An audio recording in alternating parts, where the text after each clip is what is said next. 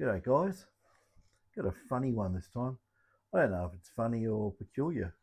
It's to do with this gold monster. And yeah, this one hasn't got its front panel on, or its front face, but there's one on the bench there. And I've tested it with this one and that one. These both do the same things, and it's to do with the battery, or the battery indicator. And I thought this was rather peculiar. What I've got is I've got this one here. I've just got a couple of clip leads onto the battery connections onto my variable power supply. And I couldn't work out why I was swapping between this one and that one. Pulled that one and that one. And one kept showing that it had a nearly dead battery. And I'm going, oh, okay. There's something wrong with the way it's measuring the battery volts. So I've gone on a bit of a excursion on the circuit board. I'm going, no, there's nothing wrong. It's all identical. What's going on here? And then I remembered the little button on the back of the board which we always go, what the hell's that for? And it's very interesting because I've got to move this in very close so I can show you this, because you've got to see it on the display. That it remembers, well, it doesn't really remember. How do I put this? I'm going to show you. You make up your own mind to how you think this is working. So I'll bring this in, kick away all these detectors on the ground. No, I'm joking, I kick them. But here we are here, okay? Now, if you have a look at this one here, I don't know if you can actually see that. Underneath that big black thing, there is a battery indicator there. It's indicating roughly about 25% of battery. And the thing is that I've got 8.5 volts going into it. I'm going, well, 8.5 volts, and it's showing that it's got low battery. Now, on the back of this, there's a little button, which is there. My thumb's in the way there, which lines up where the battery comes in. And I'm pretty sure on the battery that that little thing there pushes on it. Okay, so if you got it like so, and it's sitting there with 8.5 volts on it, and it's saying it's 25% odd battery, I'm going to push that button, let it go. It does absolutely nothing. Zero. Okay. Now watch what happens. I'll turn it off. Now you got to remember, it's still got 8.5 volts going to it. I'll turn it on. You're not going to get any audio because the audio comes out of this thing with the little mylar connector. Oh, look at that. Still 25% battery. Okay. Let's turn it off again. This time I'll turn it on and I'll push this little switch at the back. It's like you're putting the battery in. So the battery goes in and then we turn it on. And then, I suppose we can just let it go. It doesn't make any difference. But, oh, look at that. Full battery. Very, very interesting. What happens if we drop the volts? So I'll drop the volts down and see if it actually tracks it. Well, I bet, oh, there we go, 25%. I'm probably about just over 6 volts. And it's saying 25%. What happens if I turn it off now with a dead battery? Well, what would be looking like a pretty close to dead battery. Turn it off and I'll hold the button in. Now, I haven't done this. I'm really going to be intrigued if it's a full battery or not. Let's have a look. Okay, I'm still holding that little button in at the back. And no, it actually knows. So, what's it doing? Is it counting how many times you put the battery in? There's something going on. I don't know. Now, even though we put a flat battery in, what happens if we raise the volts? Do you think it'll come up? It should, but I don't know. So we have 6, 7. No, I've raised the volts up to 8.5 volts. Well, actually, we're probably getting closer to 9 volts, but anyway, it's internally regulated. It's not going to hurt anything. And it still indicates a low battery. Okay, so isn't it intriguing? Push the button, let the button go. Nothing. Nothing. Turn it off. Turn it on. Now it's got a fully charged battery, or it should think it has, and it'll say it's 25%. Turn it off. Push the back one in. Okay, back one's in. Push the on. I suppose I can just let it go any old time. Full battery. That's really amazing. So, as that guy on TV used to say years ago, why is it so?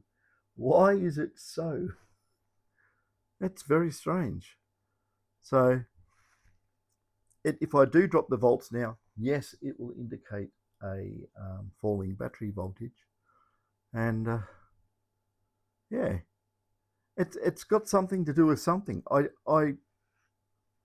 for the life of me don't know why, because it should read the battery voltage no matter what, shouldn't it?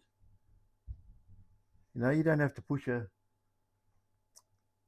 button somewhere on a battery powered device and it says, oh, it's got this much charge. You have to push 2 buttons at once or else it'll be inaccurate. It must reset something, or it's counting how many times you charge the battery up. Maybe it's a battery warranty counter. Or, so I've got no idea. I really don't know. It hasn't got a lot of grunty processing power on it, so I don't know. I mean, there's not much to it. The main chip's under the display, of course. Damn it. If you actually want to read the number off the chip under there, if it's not ground off, I don't think it is, but you'd have to take the display out and you'd probably damage it by doing it. It's one of those, you know, lots and lots of legs displays, and it's got each pin is glued like that on the glass, on the conductive whatever the stuff is. I can't remember what it is. I used to make these. I can't remember what it is. It was something like a beryllium oxide, or no, not beryllium oxide. I can't remember what it is. Look it up on the internet. I can't remember. Too long ago. But yeah, basically I know they're full of deionized water and some other chemicals. But yeah, it's very interesting, isn't it? So anyway, the volts will now go down, and it will, I wonder if it actually tracks. I'll get down to where I was. It's just on 6. Yeah, no, it tracks. It tracks like so. So it has to have a fully charged battery to go in, and it'll track it back up for sure. Or will it? Come on. No, it won't. It's bizarre. If the battery for some, I don't know how this even happened. Cold weather, maybe hot weather. If the battery actually fluctuated in voltage, it's not going to tell you any damn different. It's going to say it's nearly dead. So it's strange. You know, even if you do that and push it, nothing. So with this situation, if that little button isn't pushed at the back there, it's going to give you funny battery voltage readings. So there you are. It's flat out, about 8 and a bit volts or whatever, and we'll turn it off, turn it on, and it'll say the battery's flat, which it does. We got 8.5 volts going in and the battery's 25%. Turn it off, push the button on the back like we push the battery in there or something. I just wonder, actually, I'm going to do this. I wonder if I push that first and let it go and just see what happens now. So I just did a momentary push. No, it's got to be actually pushed in and connected. I'll turn it off. I'll push that in, do that, and I bet you I can let go of it now and it'll say full battery voltage. There you go, full battery voltage. So you can see that, I hope you can. But yeah, it's rather bizarre. I've got to actually explain some things on these detectors too. If I wanted to, I could hook up the multimeter. Sorry, the multimeter. I don't want to hook up the multimeter. The multimeter's got a flat battery, by the way, so I'm going to use that one. But no, if I actually hook up the oscilloscope on its internal power supplies, you'll see a lot of ripple, and it basically makes noise. Even, well, I'm not going to go into why and how. It should make all this supply noise, but the supplies in here are quite noisy. They really are. You know, there's one of them there. I've got about 10 millivolts of noise on it. The others are probably 5. But if I crank up the crow up to, you know, high frequencies, it does show a lot of very hard to detect radiated noise from the power supplies. And what's happening is that on some of these detectors, we've been cleaning up the power supply rails. And the main reason, because it uses a analog to digital converter in these things, they don't like noisy power supply rails and don't like noise anywhere near them. It stuffs up the depth of bit resolution. So what we have done is cleaned up the power supplies, and we've had some customers and say, oh, the detector's not as sensitive as it was. And I'm going, and actually it is. It is sensitive. But when they're testing the detector, what they're doing is they would put it into a mode and crank the gain up. And what would be happening is the detector would be sitting there and it'd be going pop, pop, pop, pop, pop, pop, pop, pop, like so. And they do all their tests and they'd be measuring this noise. Okay.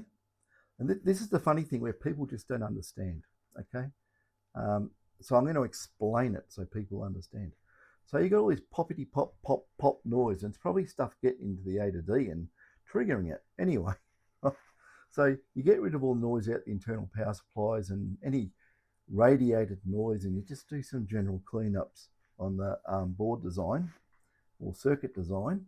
Right? It does work. I'm not saying it's faulty. It does work quite okay. But everything can be made better. You can put a turbocharger on your car engine. It'll go faster, okay?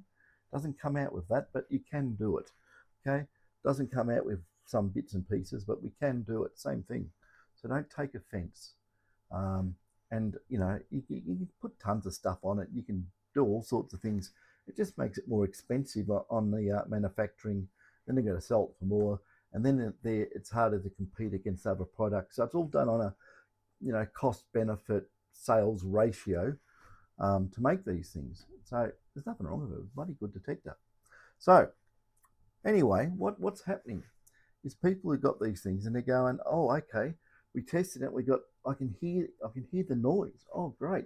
That's how sensitive it is. Yeah, you can actually get a signal to ride on that noise, and it will make the noise jump up louder. And they think, well, that's where we're going to detect. So on here, we get rid of the noise. Okay, now it's quiet, right? Oh, it must be deaf because it's quieter. No, it's not. We've had to explain this to people who've gone out and done field tests away from noise, and the depth improves greatly. So, you know, it's funny. People there are people who test these, like me, in their workshop, right? And but I've got equipment. I can measure things. I can measure what's what. I can add filtering to it to get rid of particular noise sources and all sorts. So we know what we're doing. But with wideband noise in your room, and you do your tests, and you're going to get garage or whatever out, backyard. You got power lines around. You got all sorts of stuff. Time of day too. Solar inverters firing up. Do it at night, quieter. There's a whole heap of variables that people just don't take into account when they're doing tests. Um, like on pulse induction detectors, I go out there and do their tests, and they never even looked at the solar radiation, incidents and all sorts of solar flare activity, blacks, what do you want to call them? Black, well, yeah, they're sunspots, black spots on the sun. They all cause noise, and it actually has enough intensity in the electromagnetic spectrum to radiate from the sun and hit the earth. That's why sometimes on a big one, power lines all pick up the charge and blow up transformers. Happened in Canada, blew them to pieces, took the whole grid off, and blows up satellites. Sensitive monitoring equipment, anything that can get those, whatever comes out the sun.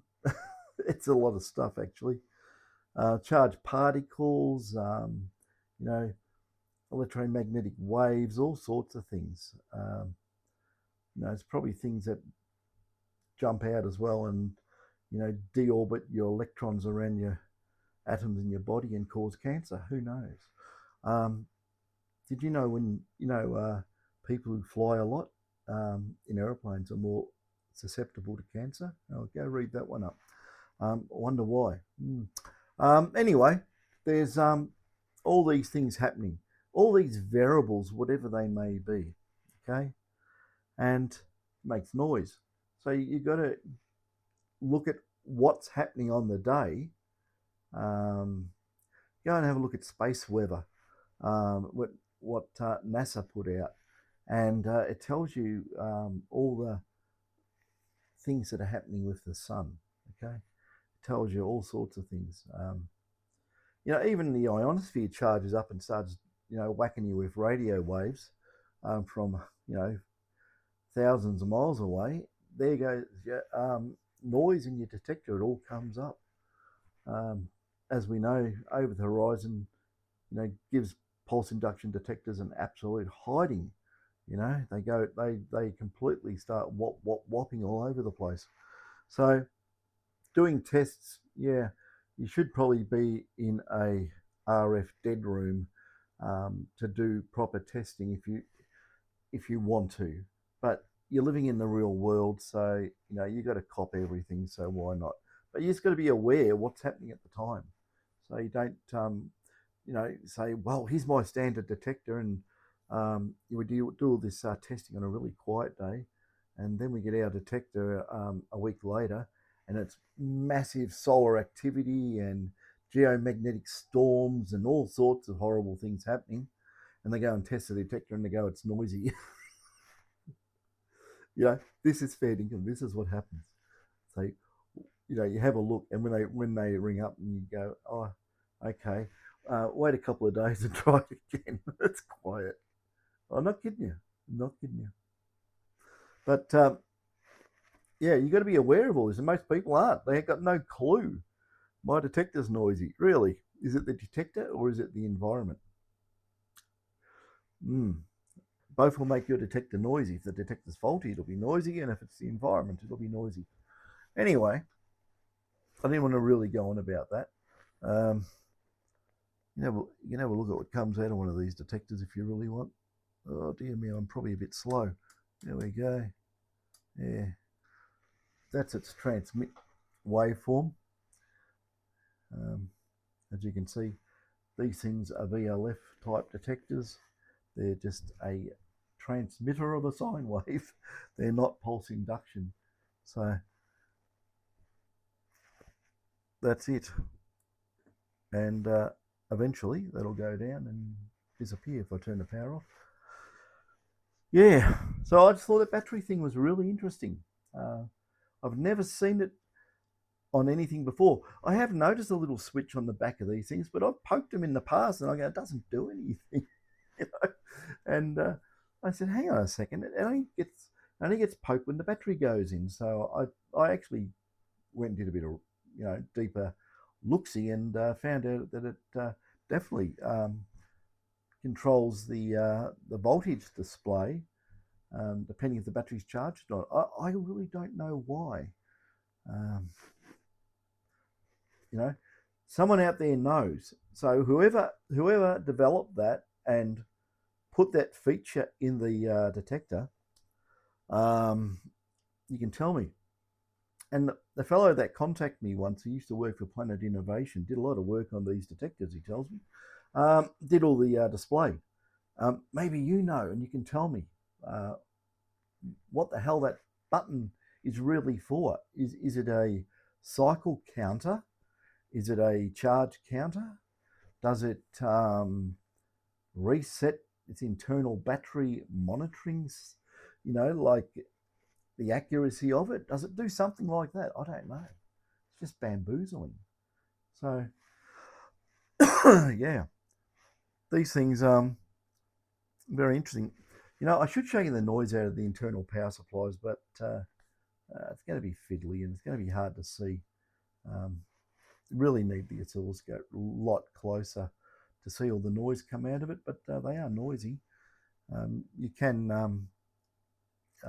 do a lot of things to reduce the noise, but like I say, your detector will suddenly stop popping and burping, and you'll think it's gone deaf when it hasn't. It really needs all these detectors to prove the point that you've got to be able to reduce the gain of the detector to such a point that you're not picking up massive amounts of local interference when you do these tests, because it just makes no sense. A bucket of noise is a bucket of noise.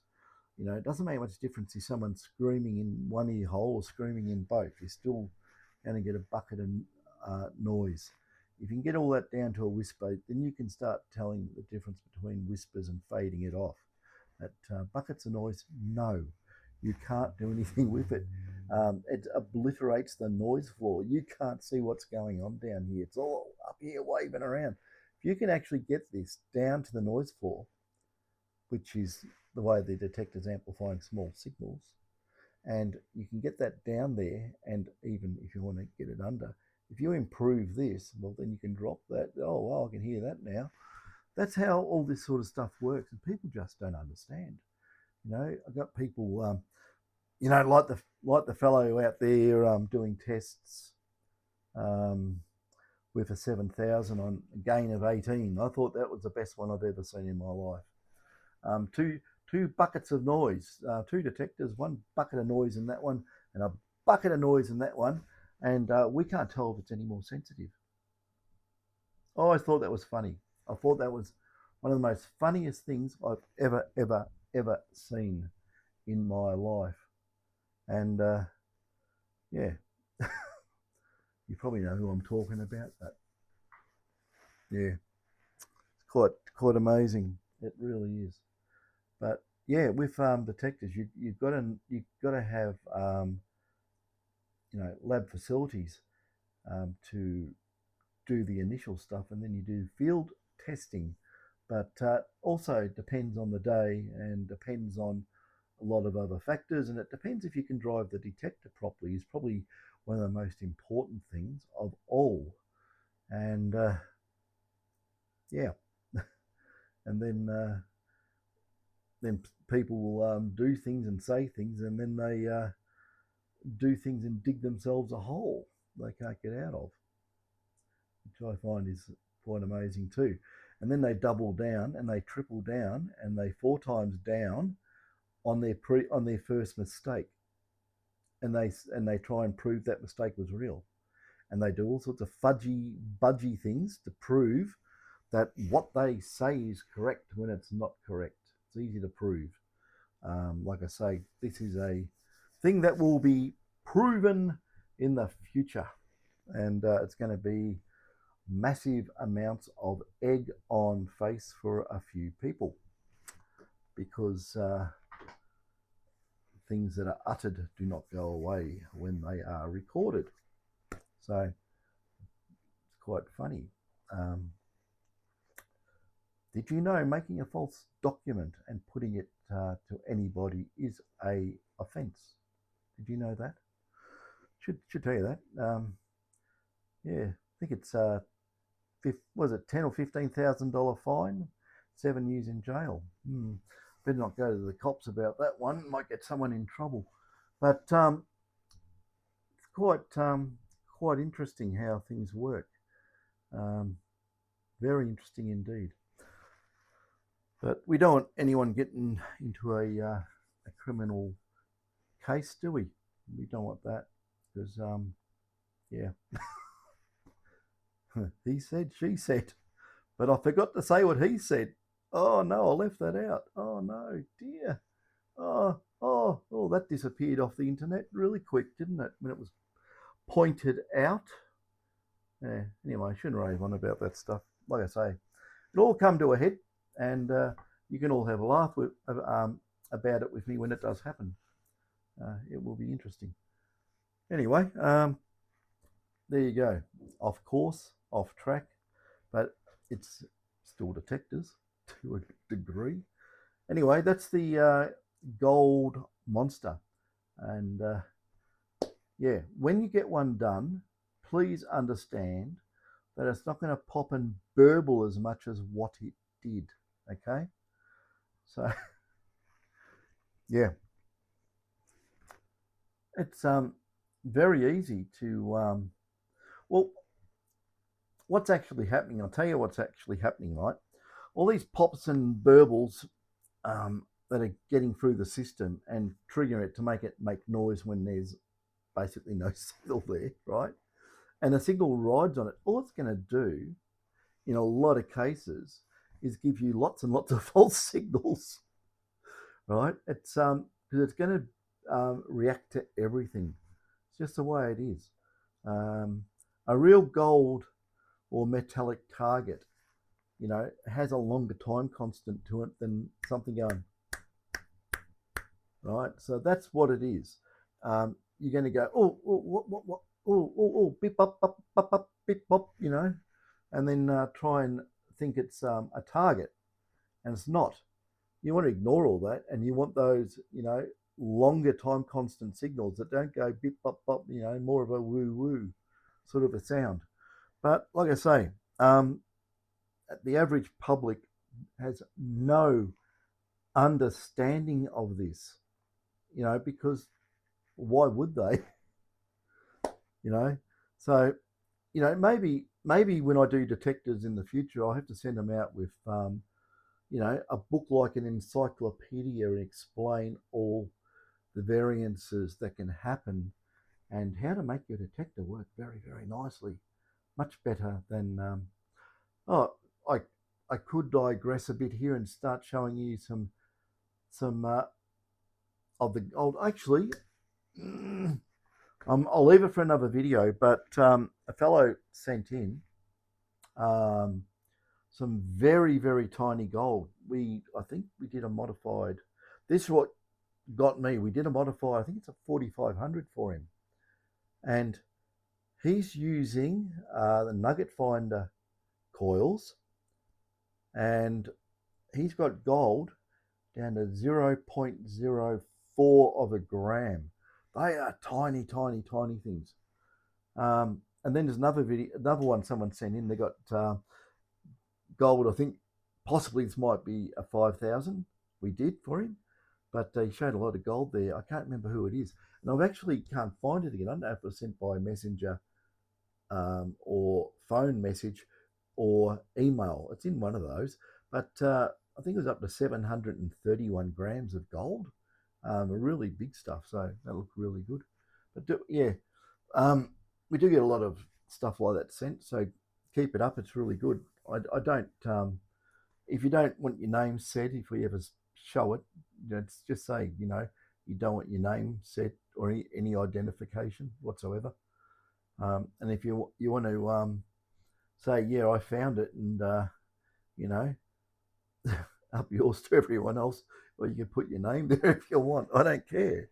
Um, some people like showing off, and some people don't. Some people want a high profile. Some people want a low profile. So it is what it is. Anyway, not going to waffle on. That was only about the batteries for these things and the funny little switch on the back and noise in it. It wasn't really about the noise, but it went on to that. So yeah, getting a dry throat.